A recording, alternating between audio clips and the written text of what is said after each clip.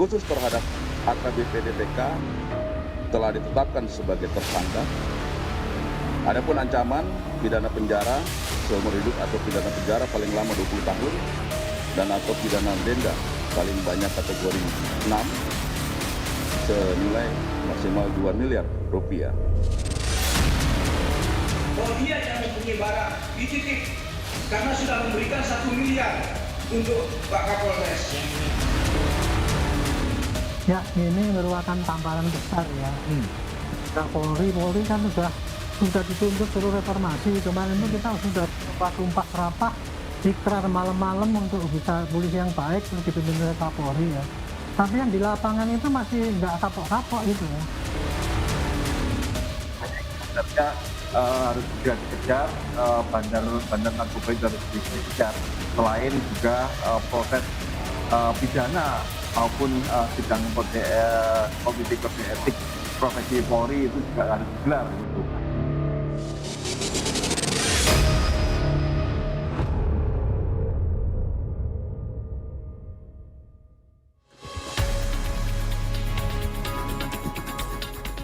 Bareskrim Polri telah menetapkan mantan Kapolres Bima Kota AKBP Didik Putra Kuncoro sebagai tersangka dugaan penyalahgunaan dan peredaran narkoba. Polisi menyatakan telah menyita sejumlah barang bukti narkoba dari rumah pribadi AKBP Didik. AKBP Didik dijerat dengan pasal pidana dan psikotropika dengan ancaman hukuman penjara seumur hidup atau maksimal 20 tahun dan denda hingga 2 miliar rupiah. Bareskrim Polri melakukan penggeledahan di rumah pribadi milik AKBP DPK di daerah Tangerang dan menemukan barang bukti berupa narkotika jenis sabu sebanyak 7 plastik, klip dengan berat total 16,3 gram. Narkotika jenis ekstasi sebanyak 50 butir, pil aprosolam sebanyak 19 butir, pil Happy Five sebanyak 2 butir, dan terakhir ketamin sebanyak 5 gram. Khusus terhadap AKBP DPK telah ditetapkan sebagai tersangka.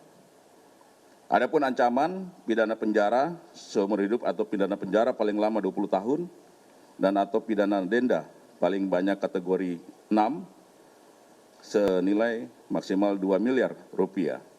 Dan pidana penjara paling lama 5 tahun dan atau pidana denda paling banyak kategori 4 sebesar 200 juta rupiah.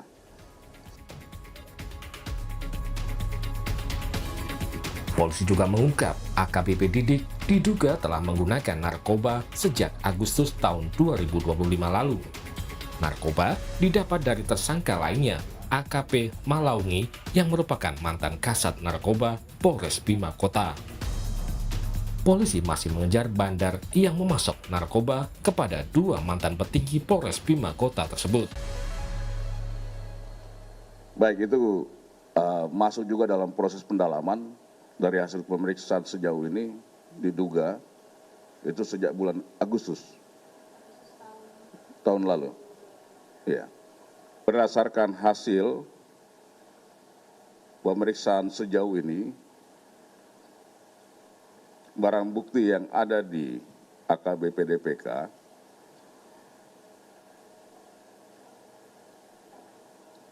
diperoleh dari tersangka AKP ML ini dari salah satu toko jaringan dengan inisial E. Dan hal ini sedang didalami oleh kawan-kawan dari Ditreskoba Polda NTB bersama-sama dengan kawan-kawan dari Direktorat 4 Bareskrim Polri. AKP Malaungi juga dinyatakan positif menggunakan narkoba dan memiliki 486 gram narkotika jenis sabu saat ditangkap di rumah dinasnya. Kuasa hukum Malaungi bilang perbuatan kliennya karena perintah atasan, yakni Kapolres. Kliennya juga bilang AKBP Didik Putra Kuncoro menerima uang sebesar 1 miliar rupiah dari seorang bandar narkoba. Menjalankan perintah atasan murni karena dia ditekan, ya, karena dia diperintah melakukan tindak pidana tersebut. Dan konon barang yang ada atau yang ditemukan di dalam ruangan rumah dinas dari Kasat Narkoba tersebut adalah merupakan titipan bahwa dia yang mempunyai barang dititip karena sudah memberikan 1 miliar untuk Pak Kapolres. Menurut pengamat kepolisian Bambang Rukminto, polisi harus mengusut tuntas kasus narkoba yang melibatkan aparat kepolisian, tidak hanya sekedar berhenti di kasus AKBP Didik. Polri juga harus melakukan evaluasi menyeluruh terhadap sistem di kepolisian. Kalau kita melihat kasus-kasus yang terjadi selama ini, ya, ini tidak berkembang sampai kepada pelaku utamanya, yakni bandar dari narkoba itu sendiri, seperti itu. Makanya harusnya harus segera dikejar, bandar narkoba itu harus dikejar. Selain juga proses pidana maupun sidang komite kode etik profesi Polri itu juga harus digelar gitu. Karena kasus-kasus seperti ini kan semakin menjadi presiden buruk bagi organisasi kepolisian gitu. Ini terbongkar dari pengakuan Kasat Narkoba, merasa ditekan dan yang lain-lainnya, ini juga harus dibentuk semacam whistleblower system ya bagi internal untuk mengadu dan untuk melindungi mereka. Karena relasi kuasa antara atasan dan bawahan ini sangat kuat. Kalau ini bisa terjadi, dimungkinkan itu dibentuk mekanisme whistleblower terkait dengan pelanggaran-pelanggaran di internal, ini akan menjadi langkah terobosan yang progresif terkait dengan reformasi Polri. Sementara penasihat ahli Kapolri, Irjen Purnawirawan Arianto Sutadi menilai kasus narkoba di jajaran Polres Bima Kota menjadi tamparan bagi institusi Polri. Arianto menyarankan agar polisi yang terlibat narkoba, proses hukumnya tidak perlu berlama-lama, langsung dicopot dan dipidana. Ya, ini merupakan tamparan besar ya. Polri kan sudah dituntut suruh reformasi. Kemarin itu kita sudah sumpah serapah, ikrar malam-malam untuk bisa polisi yang baik, oleh dipimpin oleh Kapolri ya. Tapi yang di lapangan itu masih nggak kapok-kapok gitu ya. Dan saya yakin itu yang Kapolres ini yang ketemu aja. Masih banyak lagi oknum-oknum yang lain yang masih bermain dengan bandar narkoba itu. Saya yakin. Karena saya dulu pernah di narkoba ya. Narkoba itu memang begitu ya, sangat iming-imingnya sangat besar sekali. Godaannya sangat tinggi ya, Pak Arianto ya? Sangat tinggi sekali, dan transaksinya itu uangnya kan miliaran kan gitu ya.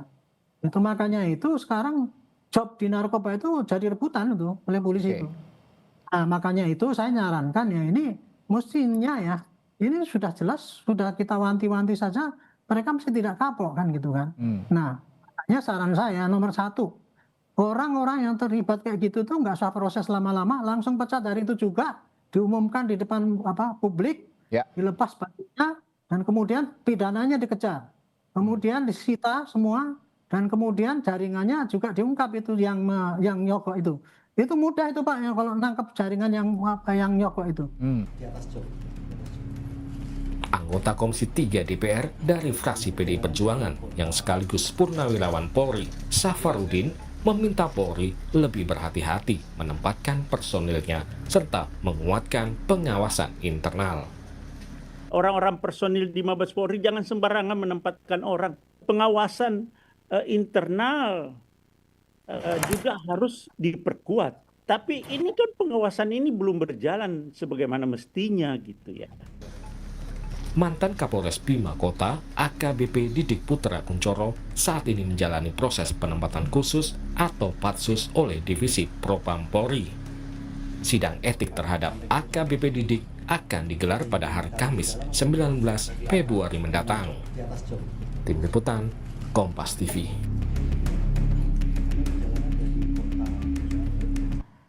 Tetap bersama